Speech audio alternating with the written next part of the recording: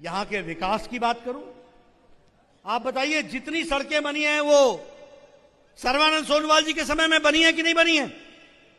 जितने ब्रिज बने वो बने हैं कि नहीं बने? हर तरीके से काम हुआ है तो मोदी जी के टाइम पर हुआ है। 35 बार मोदी जी असम में आए हैं, 35 बार।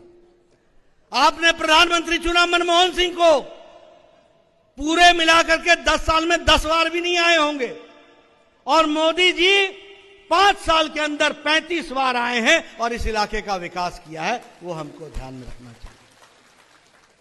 उसी तरीके से गैस की रॉयल्टी, मनमोहन सिंह जी आजकल बोलते हैं कि मैं यहां से प्रधानमंत्री रहा इसलिए असम के लोग कांग्रेस को वोट दें। अरे उनको तो असम की जनता का धन्यवाद देना चाहिए कि आप जैसे को प्रधानमंत्री बना करके 10 साल देखा। ये नरेंद्र मोदी जी हैं जिन्होंने गैस की रॉयल्टी 1 हफ्ते के अंदर 8,000 करोड़ रुपए असम की जनता को दिया। यह हमको ध्यान में रखना चाहिए। 8,000 करोड़ रुपीस।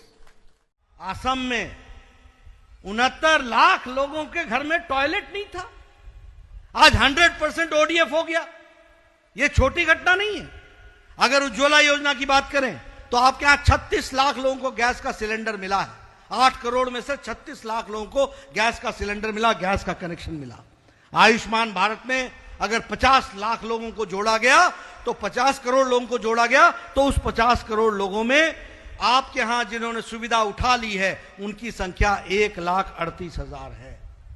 प्रधानमंत्री किसान, और इसमें आपने वो अटल अमृत योजना भी जोड़ी है और 2 लाख रुपए का आपने हेल्थ कवरेज आयुष्मान भारत के साथ जोड़ा है। इसके लिए आप बधाई के पात्र हैं।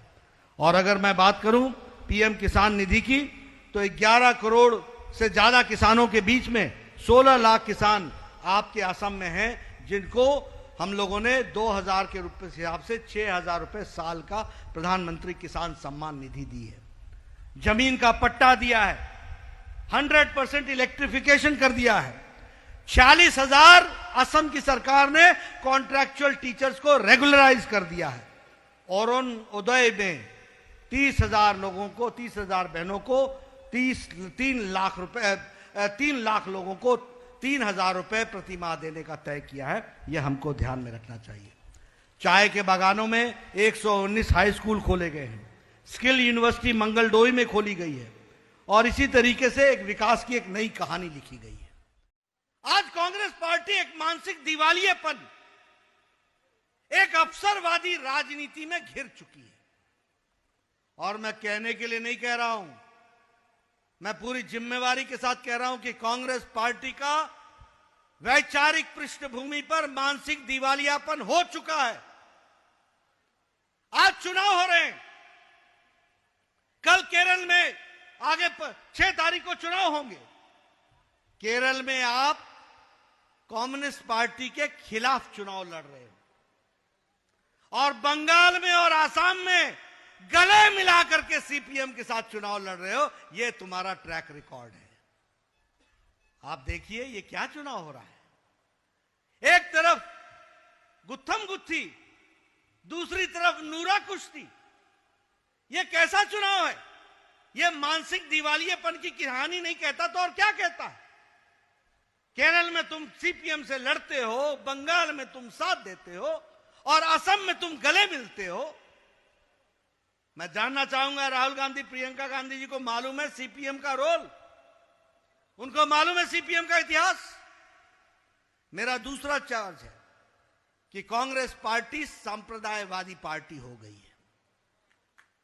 कांग्रेस पार्टी सांप्रदायवादी पार्टी होगी। पूरी जिम्मेवारी के साथ कह रहा हूं, Congress party is a communal party. और कहने के लिए मेरे पास तथ्य हैं। बताओ केरला में आप मुस्लिम लीग के साथ चुनाव लड़ रहे हो कि नहीं लड़ रहे हो? बताओ आप बंगाल में अब्बास के साथ चुनाव लड़ रहे हो कि नहीं लड़ रहे हो? और आप बताओ कि असम में आपका बदरुद्दीन भाई है कि नहीं है? और ये मानसिक दिवालियेपन की कहानी देखो। 2006 में तरुण गोगोई कहता है हु इज बदरुद्दीन, और 2021 में उनका बेटा गले लगाता है ही इज बदरुद्दीन। ये क्या है?